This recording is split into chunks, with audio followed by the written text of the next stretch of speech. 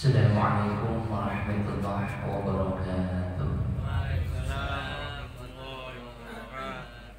Alhamdulillahi rabbil alamin. Alhamdulillahi rabbil alamin. Hamdan syakirin, hamdan na'imin, hamdan ni'amahu yukaffi mazidah. Ya Rabbana lakal hamdu kama yanbaghi li jalali wajhika wa 'azimi sultanik.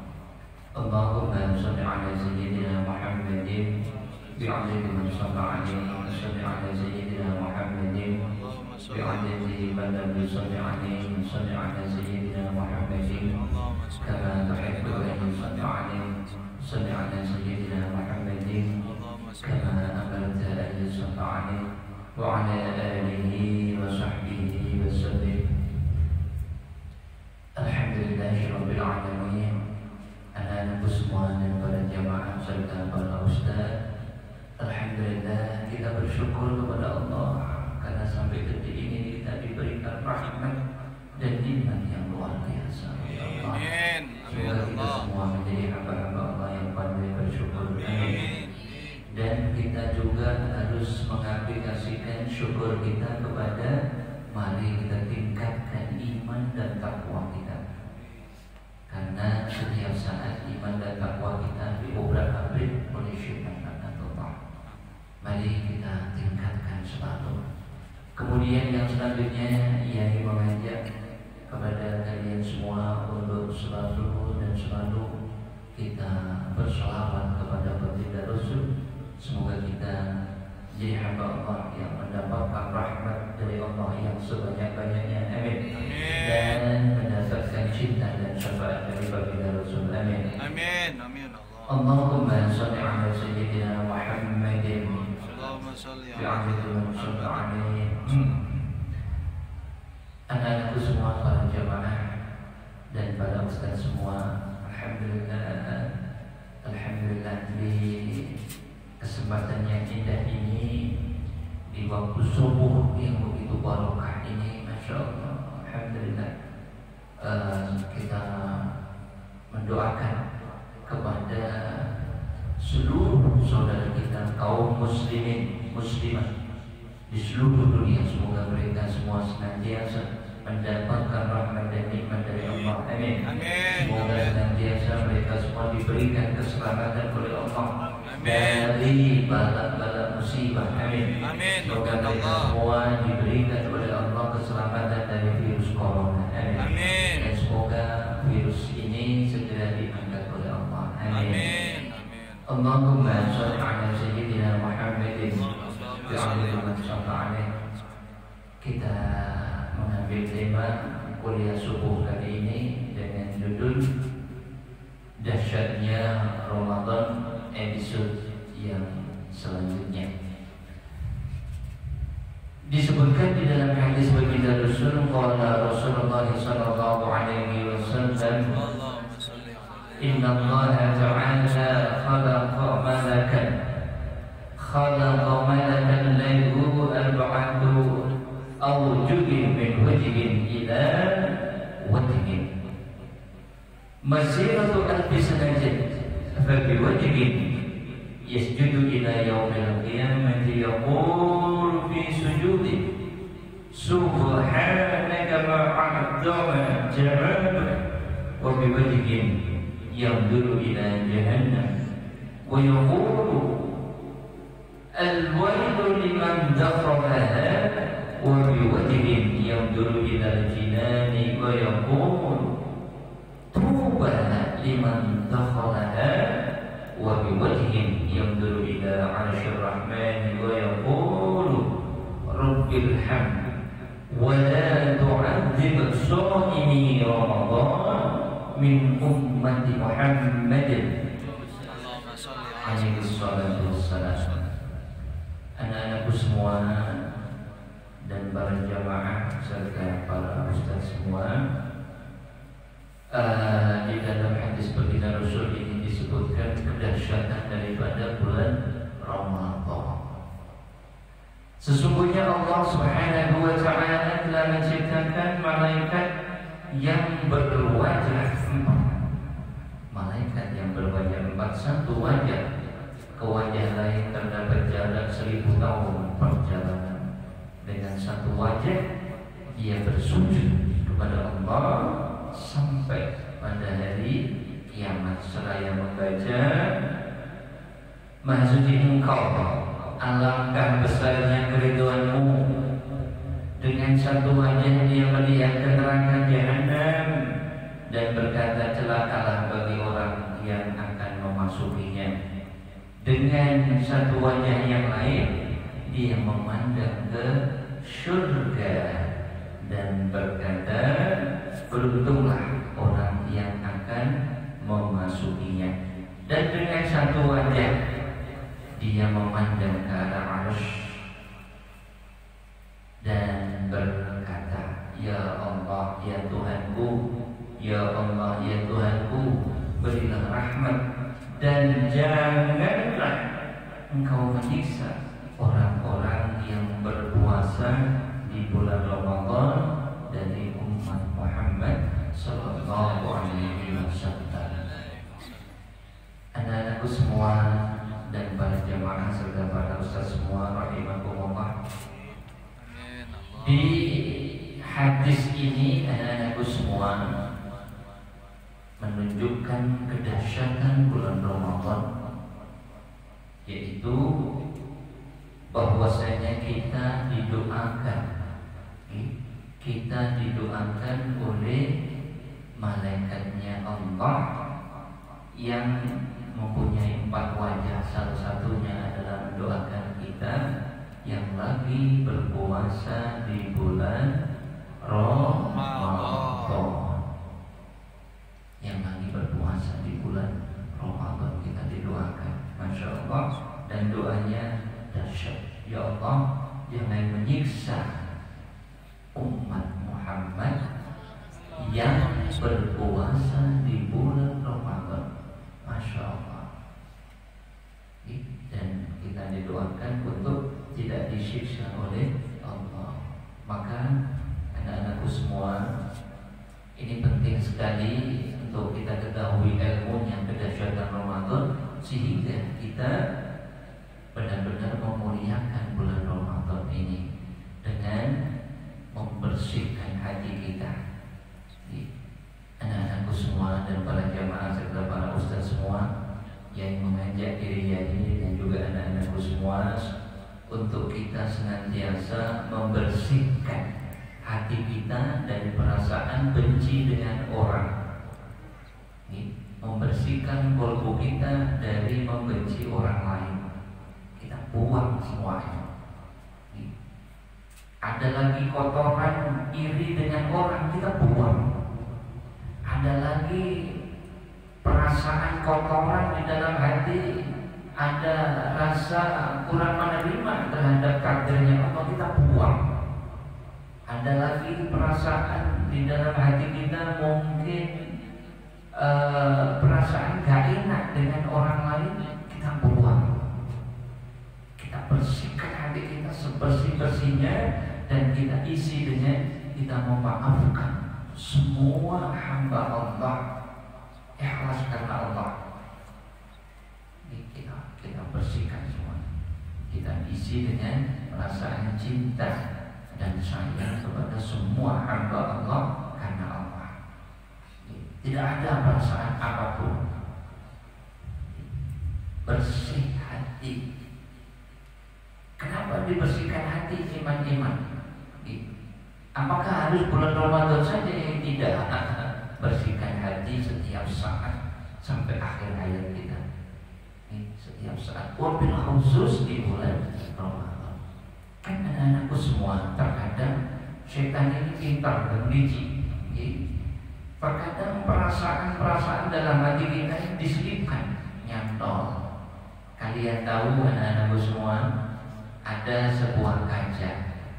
Hati itu diibaratkan adalah cermin. Sudah bersih, dilap, bersih. Ada laler mencelok, ceplok, terus dia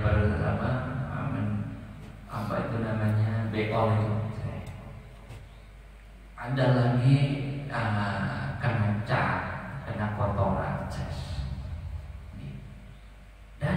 akhirnya mengotori kaca. Apa yang harus kita lakukan? Boleh saja cermin kotor, tapi harus segera dilap atau dibersihkan.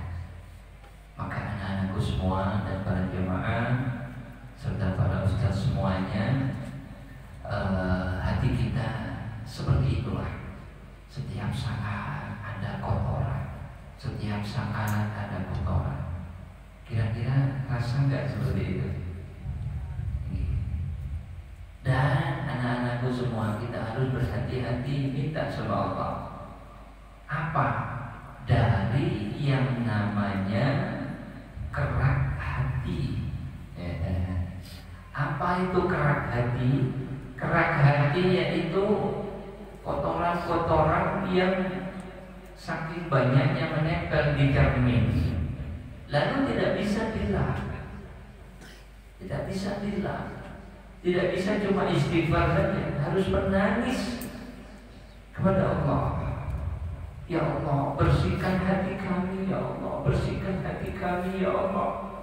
Dan ada dinamakan yang namanya, di samping ada keras hati, ada juga yang namanya hati yang hitam, hati yang rusak.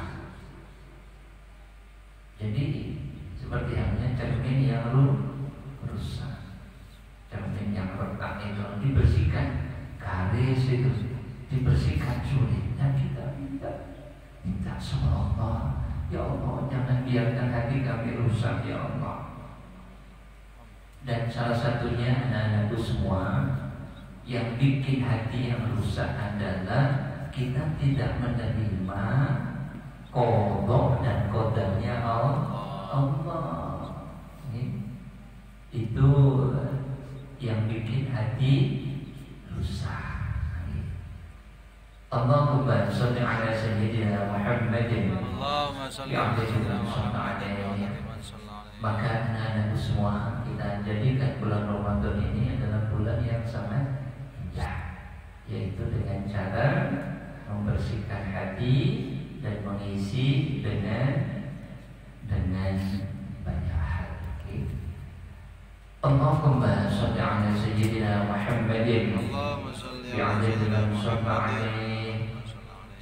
Jadi anak-anakku semua, salah satu kedahsyatannya adalah kita mendapatkan doa dari malaikatnya Allah untuk kita tidak disiksa di hamba-hamba Allah yang berpuasa di bulan Ramadan, itu tidak disiksa. Amin. Amin. Amin. Amin. Amin. Amin. Insyaallah. Allahumma sholli ala sayyidina Muhammadin. Allahumma sholli ala bi'adadi man shalla alaihi. Kemudian anak-anakku semua, kita mengisi dengan perbanyak sholawat sebanyak-banyaknya dalam hati. Semoga bisa membersihkan hati kita. Dan anak-anakku semua, tidak akan bisa diketahui hati kita kecuali kita sendiri. Maka kita isi hati kita dengan hati yang bersih, diisi dengan hati yang bersih. Kotoran kita buang, datang kotoran lagi dibuang lagi, datang lagi kotoran dibuang lagi. Salah satunya adalah perasaan iri dengan orang, benci dengan orang, perasaan jengkel dengan orang. Biasanya kita didolimi itu, biasanya kita itu jengkel, itu kita buang, kita maafkan dia karena Allah. Kita difitnah orang, kita maafkan dia karena Allah. Pernah digituin kan? Pasti semua orang pernah. Allahumma sholli ala sayyidina Muhammadin. Allahumma sholli ala sayyidina Muhammadin. Apalagi pada zaman-zaman politik ini, masya Allah, kadang-kadang kita benci sama si A, si B, si C, tidak apa-apa. Seperti itu segera, karena kita ini hamba Allah yang lemah, maka segera buang. besok gitu lagi, buang lagi, gitu lagi, buang lagi. Disebutkan dari hadis baginda Rasul, bahasanya baginda Rasul telah menceritakan firman Allah yang di sana disebutkan kullu hasanatin ya'maluha banu Adam yudha'afu lahu ajru man min 'asharatin ila 700 dhifin illa sawma fa innahu li wa ana ajzi.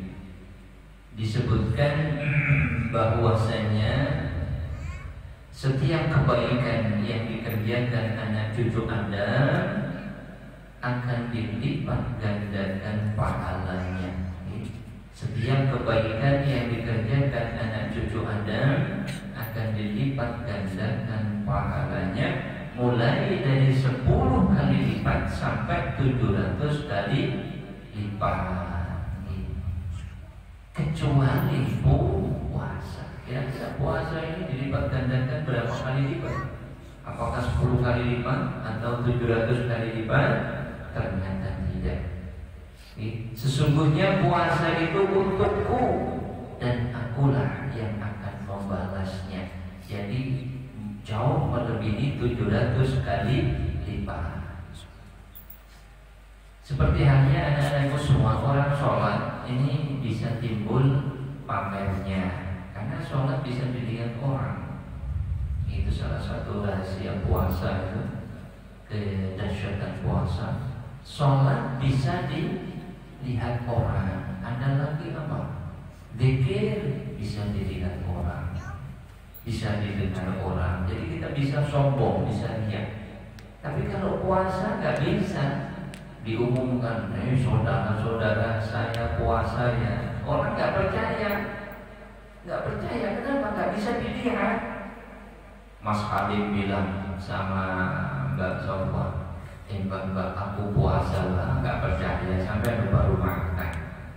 Iya kan? Iya, itu ada itu di bawah bibirnya itu masih ada satu nasi itu. Padahal Mas Halim puasa, hanya sebelum sahur masih ada nempel, nggak dibuang. Jadi puasa itu nggak bisa dipamerin, nggak bisa, karena tidak bisa dilihat orang itu sudah makan atau belum, nggak tahu. Jadi rahasia puasa itu rahasia. Selain ibadah puasa bisa dipamerin, bisa dilihat orang, tapi kalau puasa dipamerin nggak bisa. Ibadah yang lain dipamerin nggak boleh, haram, namanya riya.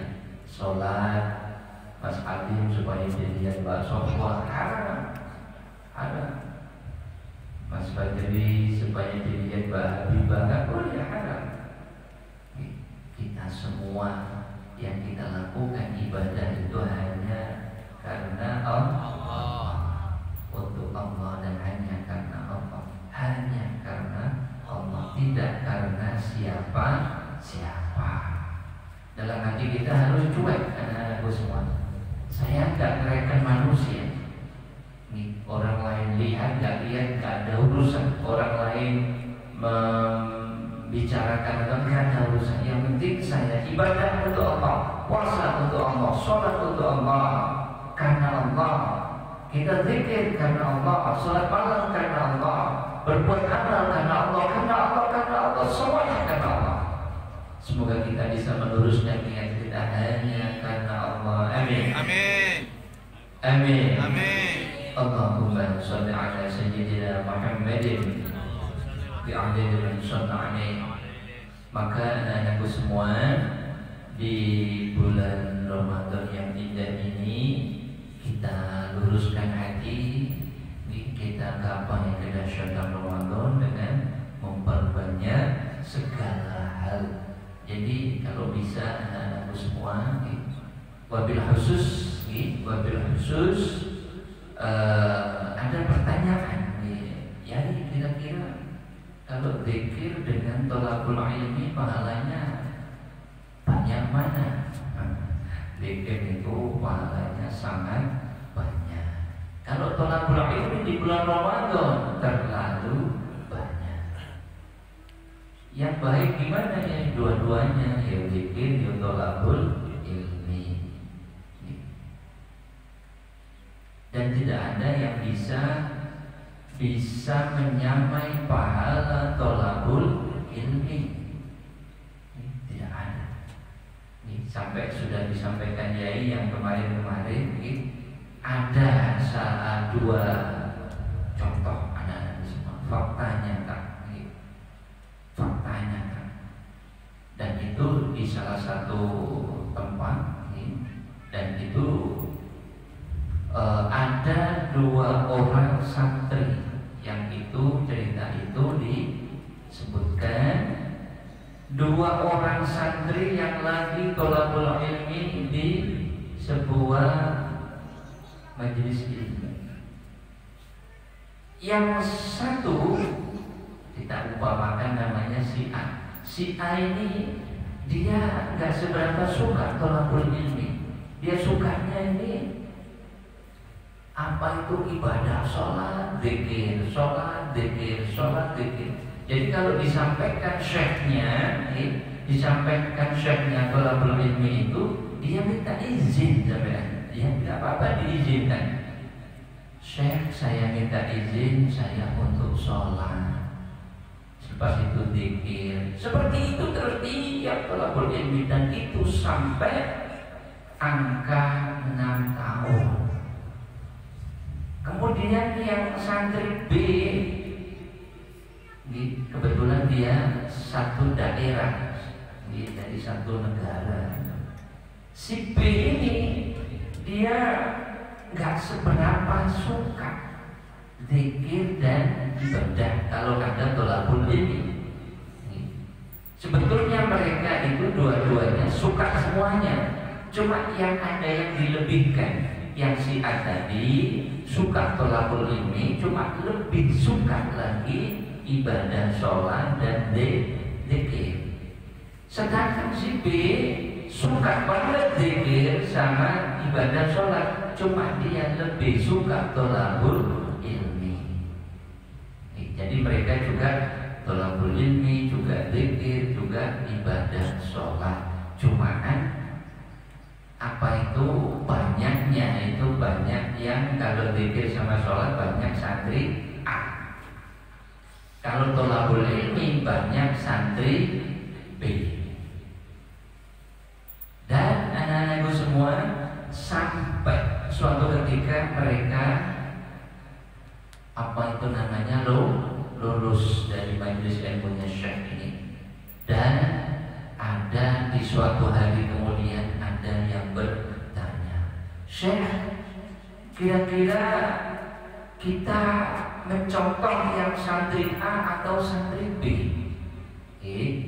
Kita mencontoh santri A atau santri B? Sebetulnya cerita ini disampaikan Yai karena contoh atau suri tauladannya itu banyak sekali. Kan di masyarakat kita banyak itu, di masyarakat kita banyak itu ada yang kepingin kayak santri A, bener ya? Ada yang kepingin santri B. Ya. Pernah itu ya ceramah di salah satu masjid. Ada orang itu dari awal ya ceramah sampai selesai dia itu sholat. Jadi sholatnya buat terus zikir, lepas itu sholat lagi. Jadi pada waktu thalabul ilmi kita dia tidak mendengarkan, tapi dia zikir. Sudah selesai kemudian Yai bertanya, itu si orang itu namanya siapa? Si Fulan bin Fulan. Emang dia seperti itu? Iya Yai, begitu terus dia itu. Orangnya sudah agak tua. Dia memang begitu ya. Dari dulu setahu saya ya begitu. Dia suka pengajian, suka thalabul ilmi, tapi jauh lebih suka zikir sama ibadah. Ada di masyarakat kita itu ada seperti itu. Dan akhirnya Syekh itu bilang, jadi tadi ditanyakan oleh santri-santrinya, Syekh, kira-kira kita itu yang lebih baik yang mana, mencontoh santri A atau santri B? Ya, Mas Ali contoh santri yang mana? Kok bisa? Mas Novel contoh yang mana? Kok bisa? Mas Fadil santri kok bisa begini? Nah, ini Mbak siapa ini? Mbak Sofwan nyontoh santri yang mana Mbak? Santri C. Wah, diwakili Mas Ali kan santri C. Allahumma sholli ala sayyidina Muhammadin wa ala alihi. Mas Agus B. Kok bisa? Ini mungkin beda ini. Mas Hadi yang mana Mas? Santri C. Santri C.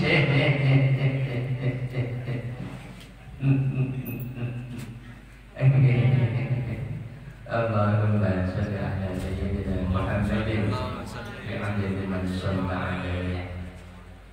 Akhirnya Kanjeng Syekh bilang, makanya penyampaian Kanjeng Syekh itu disimpan yang dulu, kalian kira-kira pilih yang mana? A, B, atau C. Kanjeng Syekh itu bilang, anak-anakku semua, yang digapai oleh santri A, dan ini memang dibiarkan oleh Syekh, biarkan ini menjadi contoh, dan nanti kalian buktikan nanti di masyarakat setelah dia lulus dari sini, kalian bisa buktikan, bisa dilihat kira-kira si santri A ini kayak gimana terusnya, yang santri B ini kayak gimana, ini supaya menjadi suri tahu ada yang digapai oleh santri A. Kalau diibaratkan satu contoh, yang dia gapai bisa 10 gunung pahala, jadi sangat besar. Maka yang menang adalah santri A. 10 gunung pahala.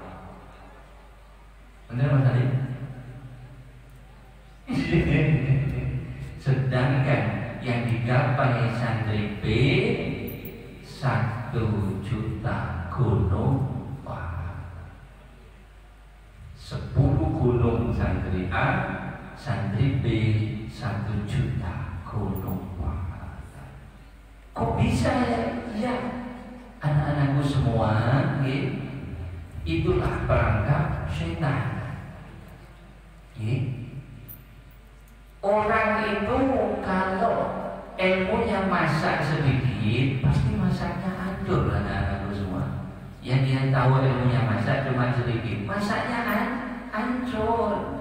Tapi kalau ilmunya masak itu sampai di luar kepala, pastinya dia masaknya jos. Hidup ini kalau tolak-ukur ilmunya banyak, ilmunya bagus, maka sampai anak-anakku semua di dalam majelis-majelis ilmu kita yang kemarin disampaikan, mayyuridillahu bihi khairan yufaqihu fiddin. Barang siapa yang dikehendaki oleh Allah kebaikan, maka dia diberikan oleh Allah kepandaian di dalam ilmu agama.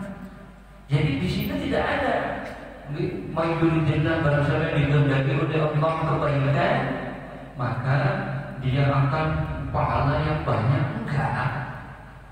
Kalau dia sudah punya ilmu agama yang banyak, otomatis dia pasti ibadahnya jos, zikirnya jos.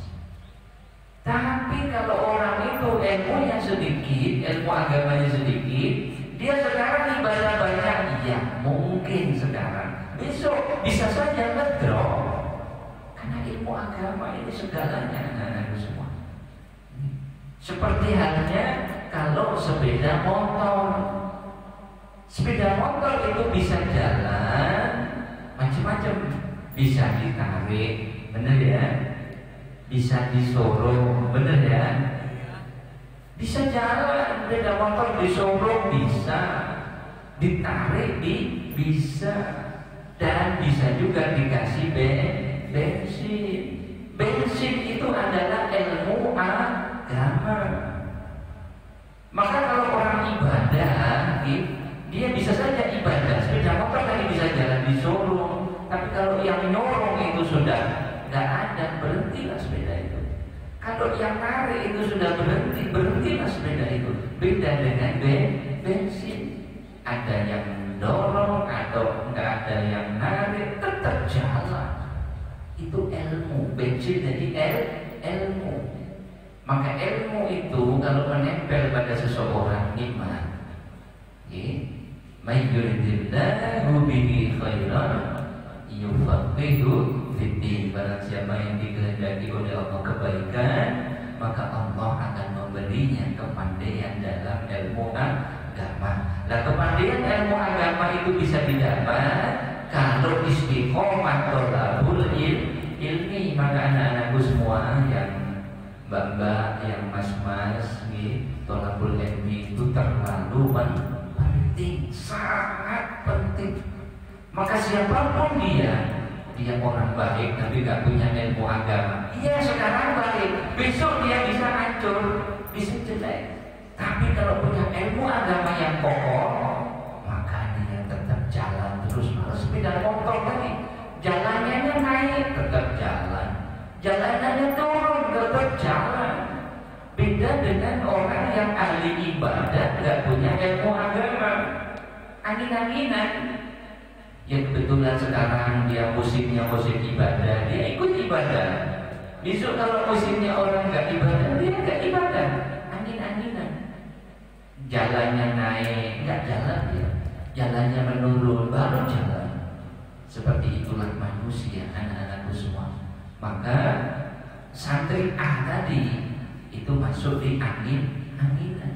Ya mungkin angin-anginan masa 6 tahun yang bisa saja. Namanya angin-anginan 10 tahun bisa.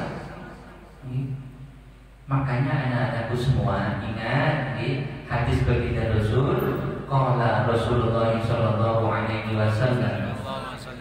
Maka untuk anak-anakku semua, mbak-mbak, mas-mas, thalabul ilminya yai harus mengikuti, wajib mengikuti. Karena manusia ini harus terlalu butuh, sangat butuh. Bagaimana kalau gak ada ilmu? Manusia bisa mati. Mati apa? Hatinya mati, hatinya rusak. Paham ya? Ilmu itu segalanya. Maka anak-anakku semua, luangkan waktu dan berusahalah di dalam thalabul ilmi itu jangan sampai ngantuk. Maka selalu bawa buku, nulis. Kalau nggak nulis pasti ngantuk. Maka mas-mas yang lupa, mbak-mbak yang lupa bawa buku, lalu bawa buku, tulis sekali, tulis dan tulis.